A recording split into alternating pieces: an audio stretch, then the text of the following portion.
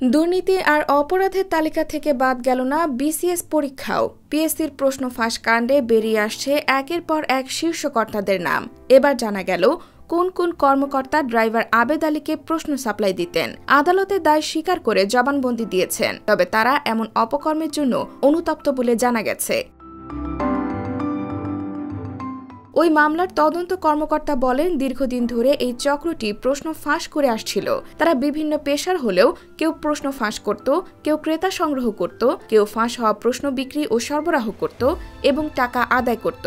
কার কি দায়িত্ব ছিল তা তদন্ত করে বের করা হচ্ছে। সিআইডি সূত্র জানায়, মূলত 2022 সাল থেকে গাড়ি চালক আবেদ আলীর মাধ্যমে পিএসসিতে থাকা চক্র প্রশ্ন ফাঁস করে আসছিল।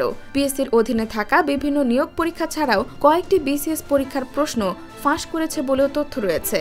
এসব তথ্য যাচাই করা হচ্ছে। সিআইডির একজন কর্মকর্তা বলেন, 22 বছর আগে থেকে আবেদ আলী প্রশ্ন ফাঁস করলেও এখন পিএসসিতে তার সিন্ডিকেটে 2 উপপরিচালক ও 2 সহকারী পরিচালক সহ কয়েকজনের নাম বেরিয়ে এসেছে। কিন্তু এর আগেও পিএসসিতে তার সিন্ডিকেটে এই ধরনের সদস্য ছিল। তারা কারা, সেই অনুসন্ধান চলছে।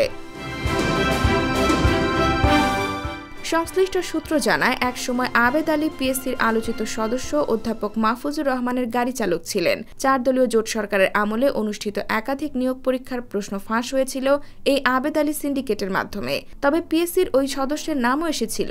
প্রশ্ন ফাঁসের টাকা দ্বন্দ্বে ওই সময় এক শিক্ষককে প্রাণনাশের হুমকিও দেন আবেদ আলী। ওই ঘটনায় জিডি হয়েছিল তখন। পিএসসির সেই সদস্য এখন কানাডায় বসবাস করেন।